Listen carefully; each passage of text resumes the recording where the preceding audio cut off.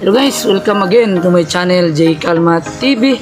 For today's video, mag-i-spray ulit tayo sa ating mga durian. Ito ang part 3 sa pag-spray sa aking mga durian. Gamit ko pa rin ang calcium boron gromor, calcium boron zinc. Kaya mas mahal ito sa una kong binili, yung una kong video. Ito pa rin ang gagamitin ko, ang sniper. Depende lang sa inyo kung ano ang gagamitin yung insecticide na bagay sa inyong lugar. Ito lang ginamit ko kasi sinubukan ko nung una, mas maganda ang resulta. Napapatay ko yung mga aphids. So ngayon, ang ating dapat na paghandaan ay ang borer. So mag-spray na tayo kasabay din nito para hindi makapagsimula ang mga borer. Kasi pag yan ay nakapag-penetrate na sa mga bunga, mahirap na nating tanggalin. So dagdagan lang natin ng dosage ang paglagay kasi malaki na ang mga bunga, kaya na nilang i-handle ang init sa ating insecticide. Nung una nating video, kunti lang natin nilagay, baka masusunog ang mga bunga. Kaya ngayon dagdagan natin para mas effective. Kung gagamit kayo nito, wag nyo talagang kalimutan i-shake kasi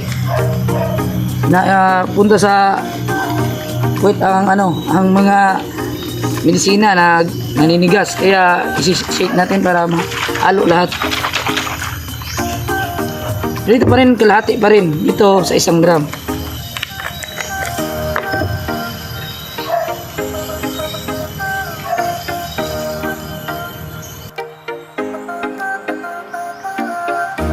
Bigas mo naon.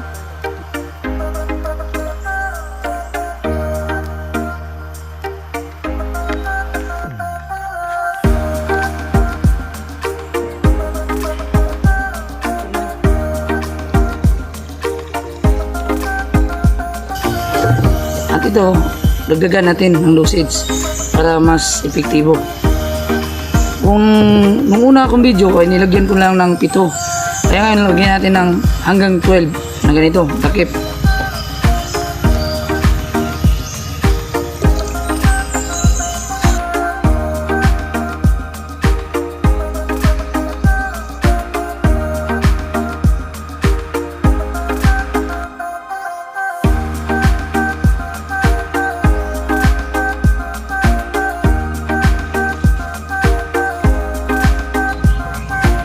At ito nga pala ay dinagdagan ko ng malatayon kasi maraming daga dito para pangtaboy na rin sa mga daga at unggoy. Kunti lang ilagay nito kasi sobrang baho.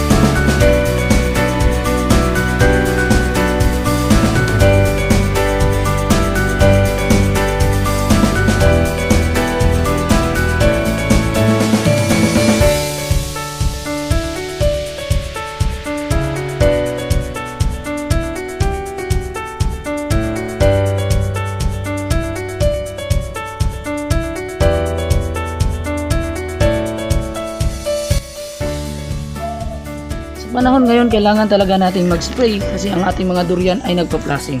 Sayang ang mga bunga na mahuhulog kung hindi natin ito habulin ng spray kasi ang bunga at ang sprout ay naghahabulan. Kaya dapat nating mag-spray para mabilis ang kanyang paglaki. Maunahan niya ang sprout kasi pag nauna ang sprout sa paglaki ay mahuhulog ang mga bunga. Napupunta sa sprout ang mga nutrients, kaya dapat natin sprayhan para mabilis mag-develop ang mga bunga.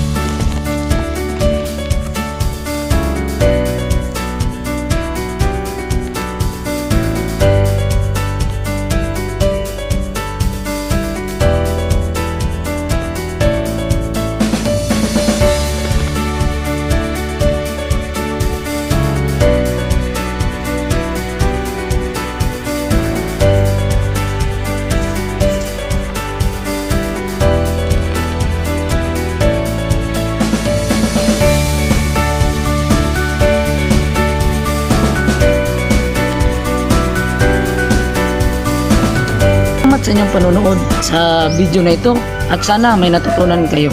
At kung gusto nyo pang may dagdag kalaman, paki-subscribe sa channel na ito at huwag mo kalimutan pindutin ang notification bell. See you sa next video na i-upload ko. Bye-bye!